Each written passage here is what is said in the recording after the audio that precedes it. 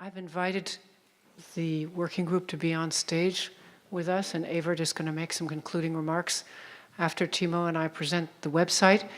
You should know that Helena Gaunt has been in this project, but she has to leave because she's going to Hong Kong tomorrow. Some people have quite an entrepreneurial life, and so she's not able to stay for the whole session. We're going to present the website, and I just would like to add that the address is not the one you see at the top. It's going to be sent to you with the participant questionnaire. That there's a special domain that we now have for this website. It won't be simply under the AEC. So Musical Entrepreneurship is our website with the rationale on the first page, with 2 quotes from experts from the European Commission and somebody who responded to our questionnaire by really saying just what we believed about the importance of these skills. Maybe just one word before we go to the content of the webpage. I mean, when we started to build up this webpage, one of the first things were that we were thinking for whom we were actually building up this page, which is the target group. And after quite a long discussions, we ended up that we make it for everyone. And at that point, I was a bit concerned. I was thinking that, well, the usability is one of the key things on web page. So what is the structure and how easily one can find the information? But I have to say that after finalizing this web page, I personally think that we really succeeded. So I hope you do agree when you have a more close look this web page. But I think we can be really happy of this outcome. But really, when thinking the target group, it goes as well for the conservatoires as professionals or musician teachers or young professionals or students. So I think there's a lot of useful information for all of these target groups. But well, now we can move on for the actual content. And the first thing was the question of what we are talking about when we talk about entrepreneurship in arts. And of course, I mean, if we start any business, there are many similarities. There are some certain steps one has to take when starting new business, but there are some things which are really special when we talk about creative industries and a music business. And starting by the artistic vision and going to unique selling points and all the process and in using the creativity on the whole processes. So that was the first thing, and also kind of defining what we are talking about. For me, I was feeling kind of that, are we talking about employability, or are we talking about creative career building, or are we talking about business, or what we are talking about? But whatever we are talking about, it's really kind of a key thing for the universities. I think that the students, when they probably and hopefully use this page, that it's more than just thinking about the business. There's many ways to go make a living, and you can be partner or you can be part of some processes. And this was the first thing to define when we talk about what is this all about. Then we were talking about the big picture and the changes in environment, and this was naturally one of the starting points for us, that how universities should react, how the training programs should be changed, and what are the reality nowadays in a professional and of course all business is connected for the values of the society, political situation and economical situation, and this has to be taken in consideration when starting business. Then we can move the educational part, which is of course the question, what kind of skills and knowledges do young professionals need when starting business? We have a map of soft skills and hard skills, which you already saw yesterday. And for me, one of the key things is really has been all the 3 years when we have been this process has been a discussion over the entrepreneurial mindset. And one of the questions has been rising on my mind all the time, that can we really teach attitudes? And really thinking that there's a huge diversity in Europe in different areas. What kind of cultural environment the young people are when starting business. And when we talk about entrepreneurial mindset, we talk about always about taking risks and giving example, like in some countries, some cultures, making failure is not bad thing. It's something that the people are supporting, that you tried and okay, you failed, but you are still my hero. And in some cultures, it can mean that you lost your face. You betrayed your family, you betrayed everybody, and of course these things are highly culture connected. So, and then we can move to other main heading. So the first heading was what it is, and then we can move to the make it happen. And this page is more like a guidebook way of build up. So I'm just going to go quickly through. Yeah, so it's starting about the vision and idea, and what it takes when you turn your idea in the business concept. About funding, we have quite a lot of links, and there's a huge link list very down of the web page, but they are both public and private funding included. The communication is about how to build up a good quality communication plan, what you have to think about when building up.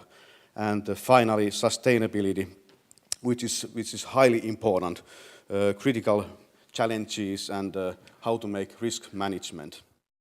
Going to find, hopefully you'll spend time finding it. We've tried to be concise. This is actually a very different exercise from writing a handbook. But what we've tried to do in this website is to set it up in such a way that when you want to go further in a particular area, you can dig deeper. So the models of good practice we spoke about yesterday, they concern higher music education, and we shared the 4 examples. And in each case, you have a summary of those examples and then the opportunity to read more. And the same is true for the music profession. And we detailed those different site visits that we made. And likewise, you have a summary of those different site visits and then the opportunity to read more. The European overview takes into consideration the study that was led by the 4 students from the Political Science Institute. It includes the questionnaire that was sent to Conservatoire. It allows you to actually click and see what that is. And then Educating for Entrepreneurship looks at what happens from primary school through university. And for all of these categories, we have subdivided it into the 5 different models. We're going to stop for a second on entrepreneurial training because this is where we actually come to the Conservatoire results.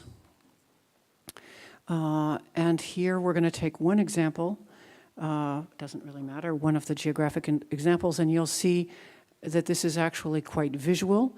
You click on it. Yeah, it's a little bit, it has its own, a mind of its own. Anyway, here you'll see that rather than just sort of getting lost in figures, you can see quite visually exactly how the situation plays out. And then these same categories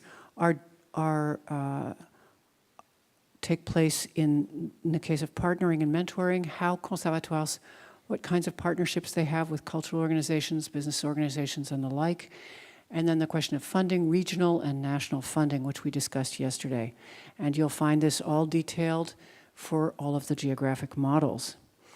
Last but not least, we have 4 more information, and I don't think that this needs too much discussion. It's a long compendium of resources, and resources that are linked to the different models, like resources from other areas. And finally, we have some thank yous, all the people that were involved, and you'll see that this was a very big project. The big question for us is what happens next, because this is, we hope, a useful tool, but then the question is how does it stay a living tool, and how does it maybe become more than it is? How does it become perhaps a community for for musicians, entrepreneurial musicians. And Timo, do you want to say one short word about that? Yeah, I think this sustainability has been a big question, and I think there's two separate things. One is really updating and maintaining the web page, and other thing is how we will develop the content and what should we do in the future, and then we come the role of the members of AEC and also other organizations. And I think we would be delighted if you know if your organization or any organization in future will have projects or activities and you want to share something, because we would love to gather more reports, more best practices and things like that. But we have been talking a lot, and I think we do agree that we should have one institution which finally will be responsible for this. But there are other possibilities, and of course the Office of AEC has own role, but this is a big challenge for us. It would be nice to tell for all of you how exactly we will go on, but unfortunately we are in a situation that we have to look for new possibilities. So I want to make sure that there's time for you to give feedback at the end of this session, and so I'm going to ask Evert to share. Oh, Timo has some more comments. Yes, maybe the very last comments. I mean, when talk about developing and what could be done next, what actually I think there's a lot of wonderful material. I mean they are creative and good quality by many means. There are good practices and examples. But really, what I think what could be next steps is that we should broaden our scope. We should think more broad way of making business in music, and we talk about game industry, we talk about mobile phones, we talk about cross-sectoral cooperation with totally new fields of activities and in the internet and technology and really, I mean, there's so many things the musician can do and do already, of course, today, but there will be huge potential for employability, and maybe these kind of things could be the next steps for when developing the web page. Great. I think we're going to stop here because we've talked a lot, and I'm going to ask Evert, where are you? To come. And we've invited Evert to give an outside view. This is somebody who has had no connection to our work, to our group. And we're really eager to hear how he has experienced these 2 days and what suggestions he has. And then we're eager to hear back from you how we might move and go forward. Thank you.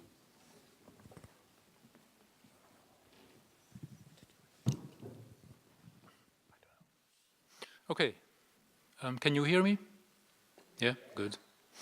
My name is Evert Bisschop-Boele. I'm professor of new audiences in the research group Lifelong Learning in Music in Groningen, up north in the country.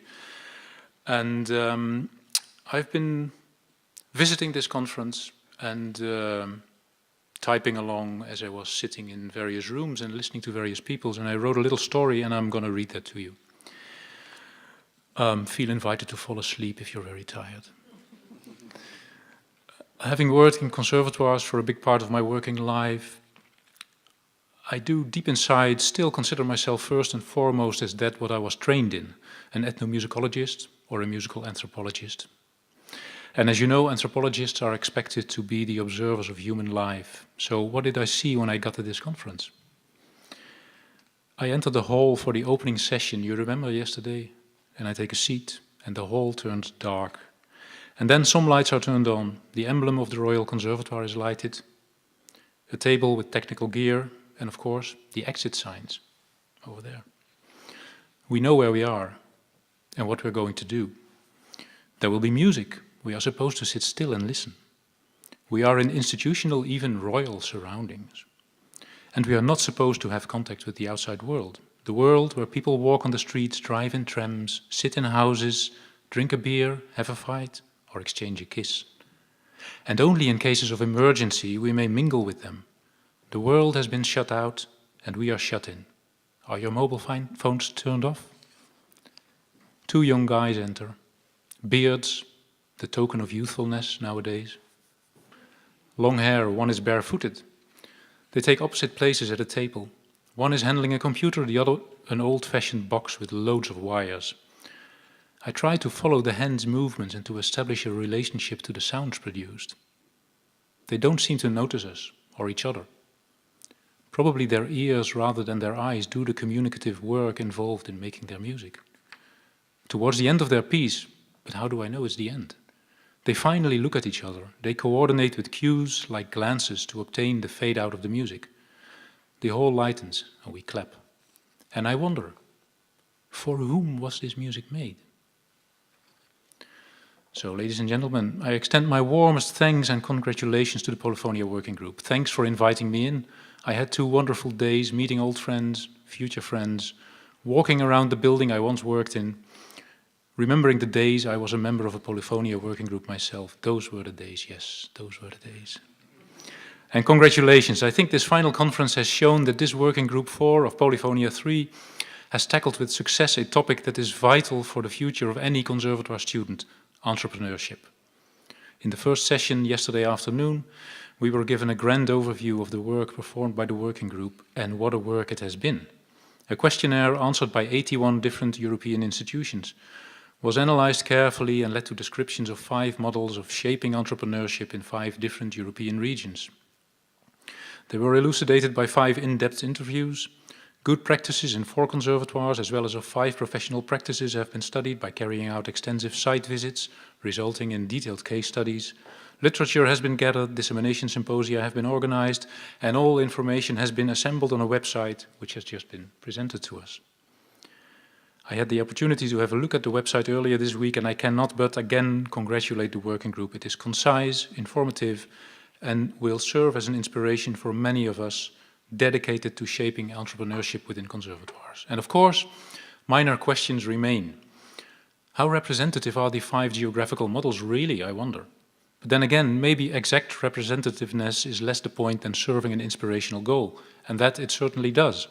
And another question, what were the criteria on which the good practices were chosen? Why were they good?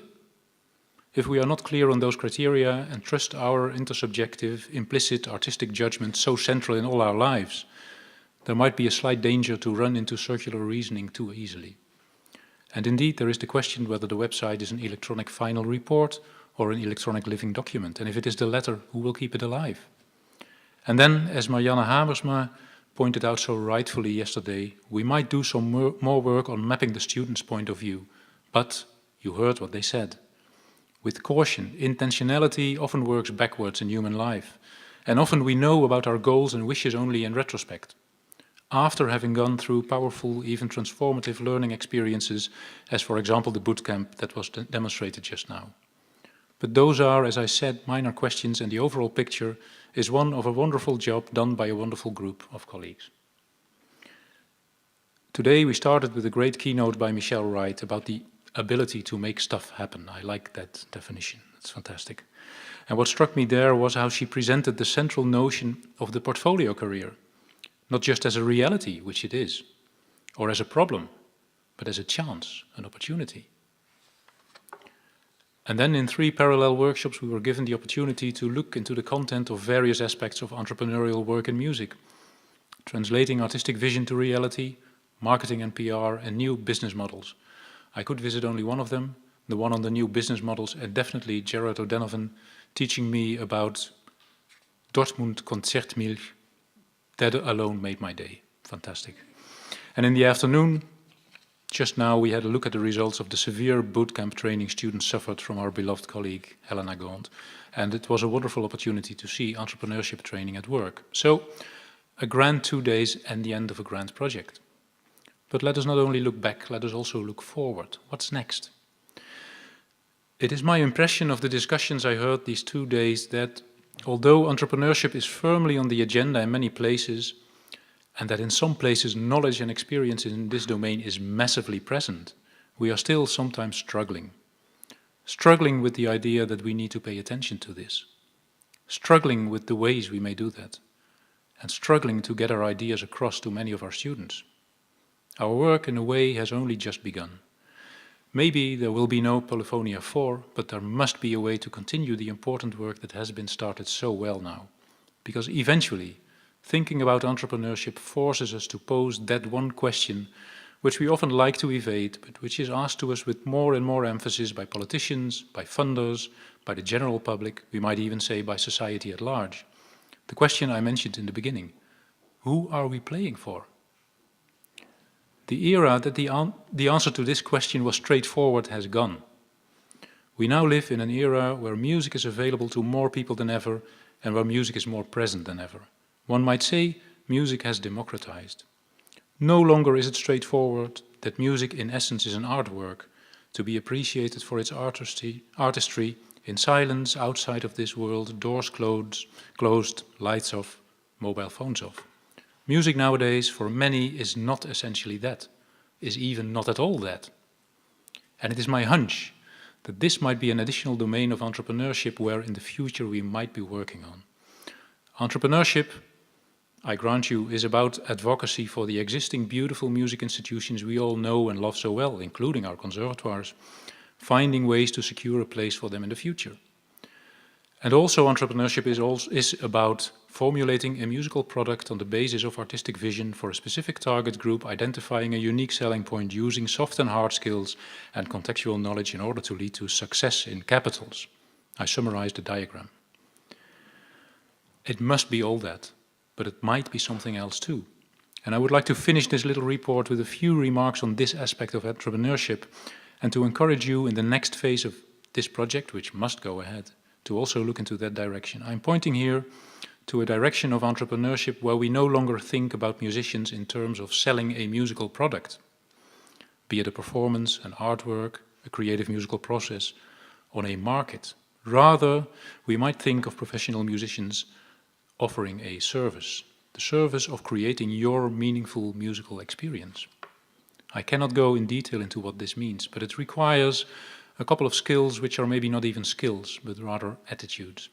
The attitude of empathy, an attitude in which the musician is able to say to no matter who, I know who I am musically, but I desperately want to know who you are musically.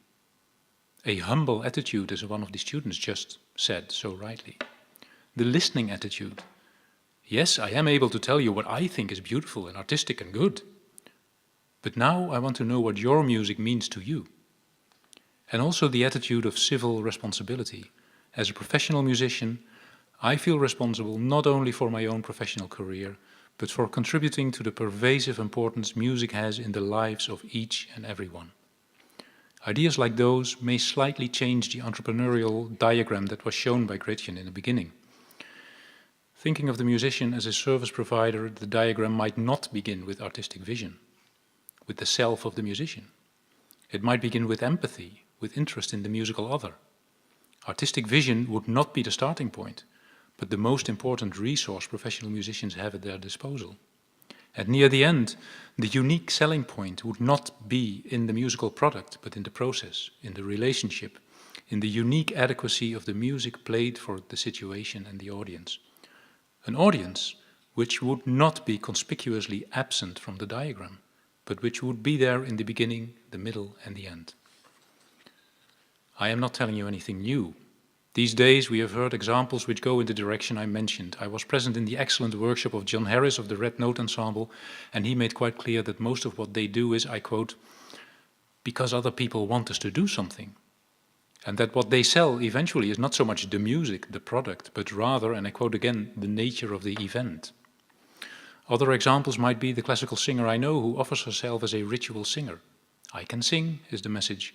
But if you need singing for a child's birth, a 50th anniversary, or a funeral, you may tell me your wishes, and I will help you to make them real.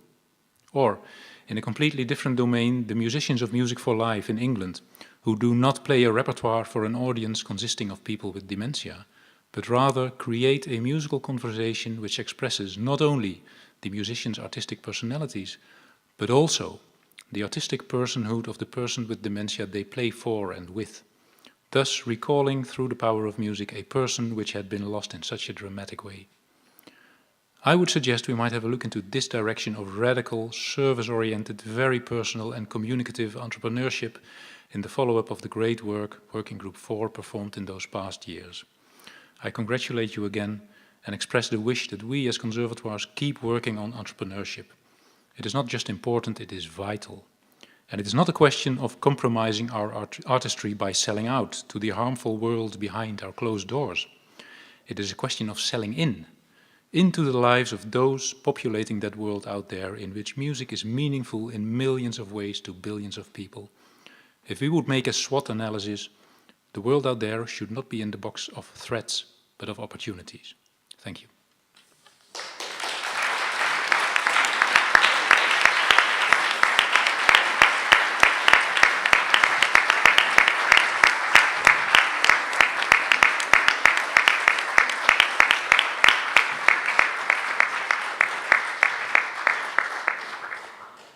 Thank you, Evert. This gives us a lot of food for thought. I'm just wondering if anybody in the working group has a response to this. Who would like to speak? Who would like to speak from the floor?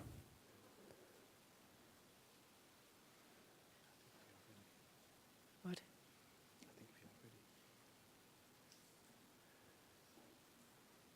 I guess this was such a powerful statement. It's hard to kind of know how to say more. Yes, John. No, I think there's a mic. Oh, here, let me give. Here.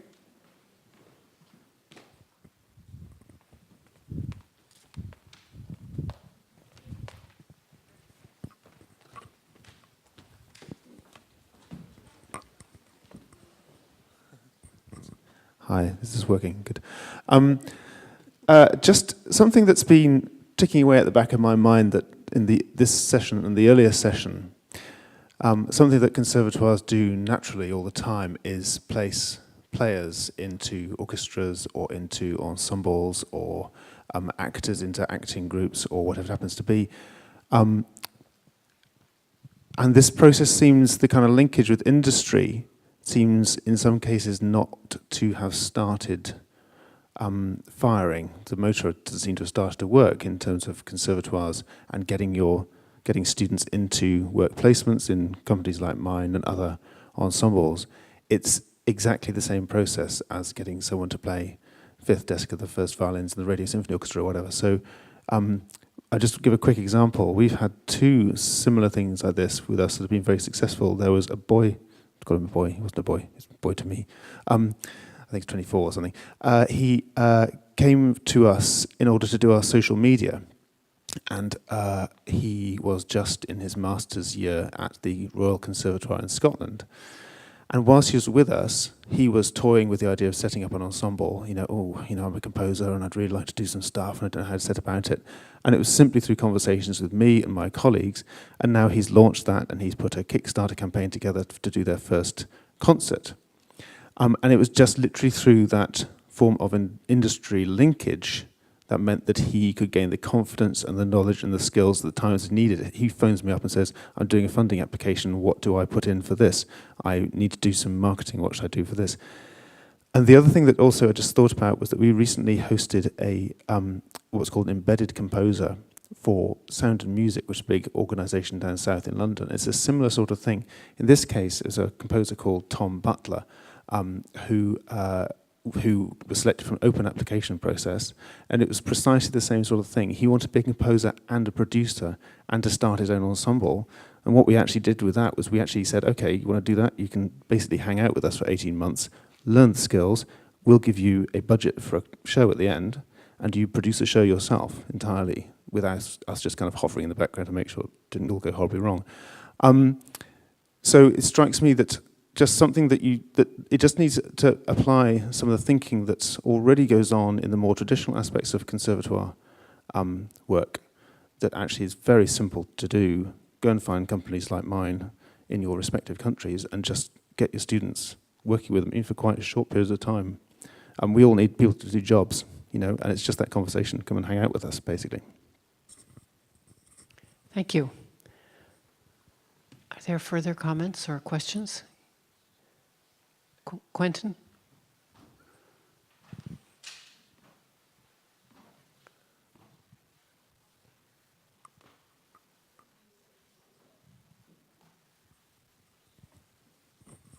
I reckon I'll speak since I probably came the furthest from anyone else in in this room.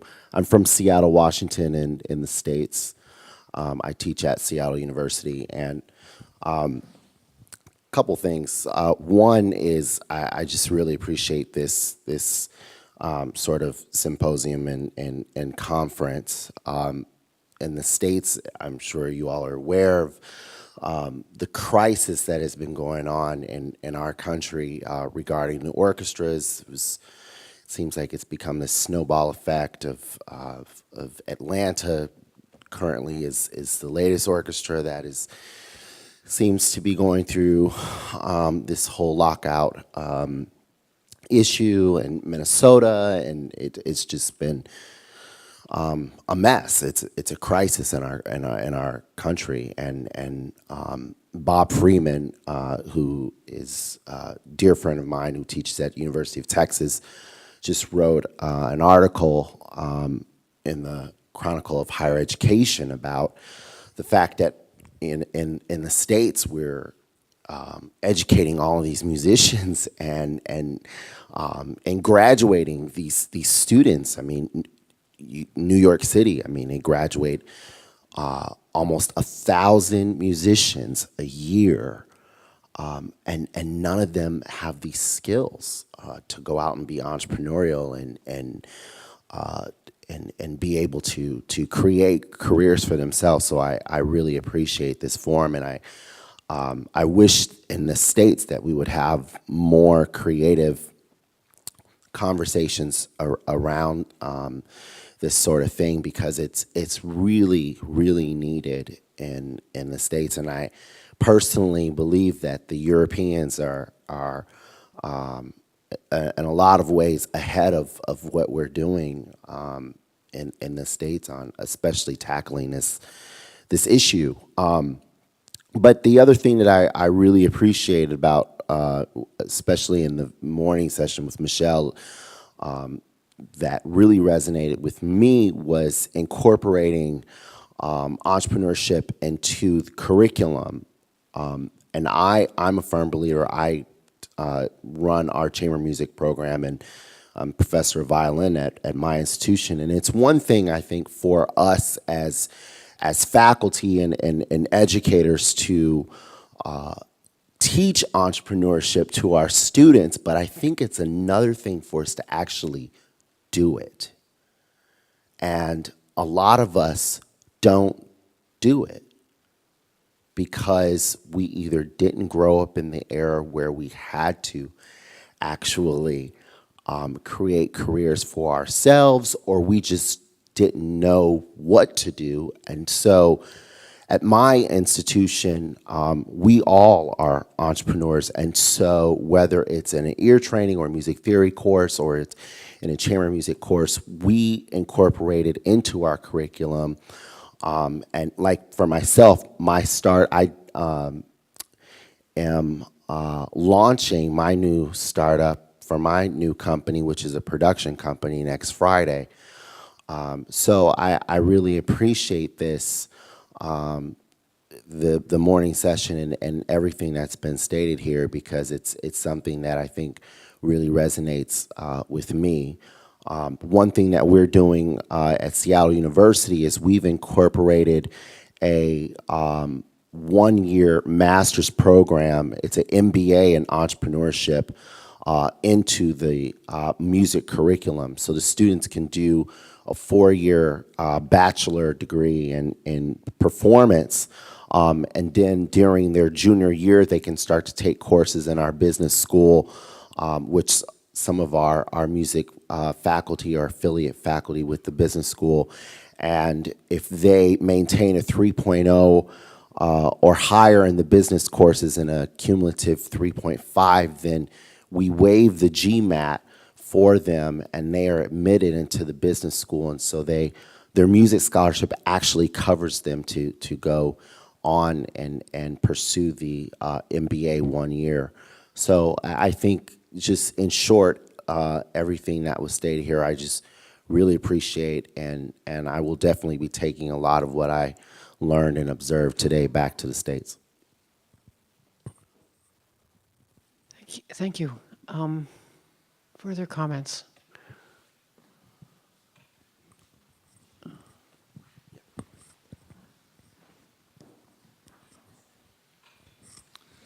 Thank you. I just have a very quick question in terms of moving on. Is there a blackboard involved with the website, or a place where people that are busy with their entrepreneurial ideas can share them for inspiration, for maybe cooperation? This is part of the larger question, which has to do with curating this website. I mean, this website is it sounds ridiculous to say this, but it's a finality in the sense that it's the conclusion of a project, and the funding for this project is coming to an end. This group is ending, so to speak, today. I mean, with this funding cycle.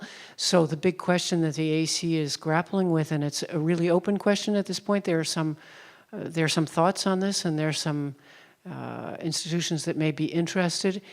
Is how, just to do what you're talking about, that is how we might create a community, a place which would make this more of an interactive tool, but that supposes that you have somebody that can curate it. It's not just something where you say, oh, I'm going to just upload a document because it's a nice document.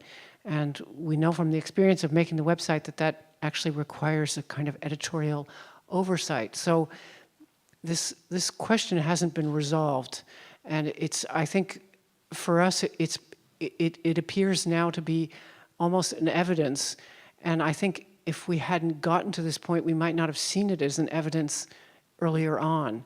But I also take Evert's points about the questions of audience and the questions of the society, a bigger social mandate for the concept of entrepreneurship that takes us beyond the buy and sell vision that could be seen as purely commercial. So, to answer your question, we don't have the answer to that, but we're looking for answers. Yes. I can't see who it is, but it's somebody in the back row. I just have a couple of focus group style responses, if I may. The first one has to do with the presentation of the website. You have a blackboard with various brainstorming comments on it, and let's say my response to that is that seems to suggest that entrepreneurship is about getting some kids in a classroom and throwing their ideas up on a board, and maybe the presentation of the website might be better served if the visual background of it is more on students doing things rather than kids in a classroom writing their ideas down. So that's my first just sort of comment. The second comment that I would make is about the continuation of the website with an editorial presence. And if I can just lend a reason to shoot for that, it's I noticed very quickly you clicked on the Mediterranean region on the website, and I noticed that Cyprus was missing, and I'm American, but I'm representing Cyprus here. So it would be nice if there was an avenue to update the information on this website. I think it would be quite useful. So in whatever mechanisms you have in place to try to get funding to continue the website, that would be very helpful. And the final sort of response that I had was in the first day, we heard several statistics about the conditions of entrepreneurship in the different regions. And when we spoke about the Mediterranean, obviously the conditions were worse. And that doesn't surprise me as someone who works in the Mediterranean. But I would also point out there was a statistic that wasn't presented on any of the regions, was how many people are actually entrepreneurs. And it occurred to me at my institution, which is very small, and we live with these horrible conditions, 100% of our faculty members are entrepreneurs. They have companies, or they're on the boards of companies, and sometimes several companies. So that might be a question that can be addressed if you manage to keep this website going and you can keep it updated. It would be a good question to ask, is not only what are the conditions according to what we think would be good conditions, but what is the actual state of affairs on the ground with respect to musical entrepreneurship. Thanks. Are any of my colleagues on the working group wanting to respond? I would just to respond to the background photo, that's actually a workshop that took place this last year. And I mean, I hear your point about how we could have another image that might suggest something else. For us, it was also about the fact that that entrepreneurship was lots of ideas and testing things out, and this whole notion of risk-taking and looking at all, you know, it's a kind of big world. So I had never thought of it in the way that you presented it, but I'm willing to hear that. And I really apologize about Cyprus. I recognize that that's an omission that we will correct immediately. No, I didn't say that to elicit an apology. It's just No, it's not an apology. It's just what we were thinking. Any further questions? Well, if there aren't further questions, I would like to take this opportunity to thank the stellar working group that I've had the joy to be working with for 3 years, and Angela Dominguez, who is not sitting here, but she should be sitting here because she's Saint Angela for us. I mean, we would never have gotten there without Angie. And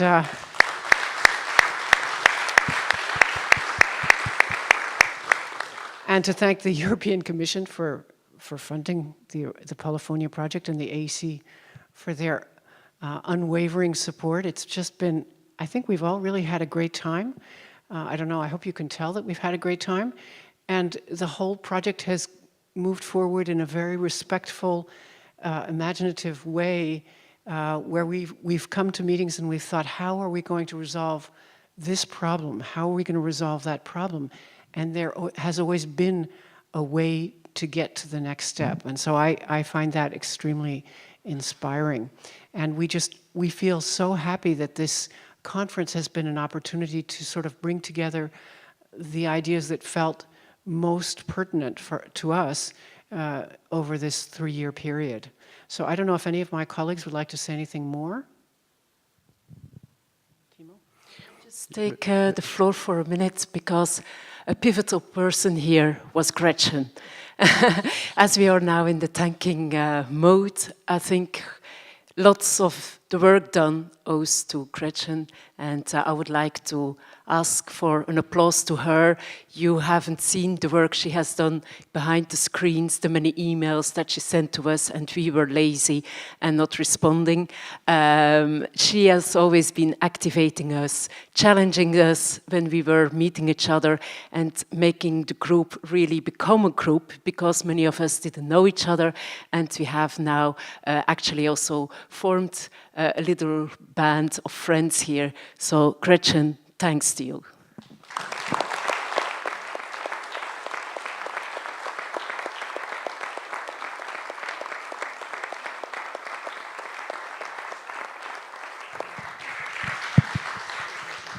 Maybe just to add for what Anita just said, that Gretchen has been excellent chairperson because in the Polifonia, because she made us to work in unisono. Thank you. So I know Henk would like to say a few words now.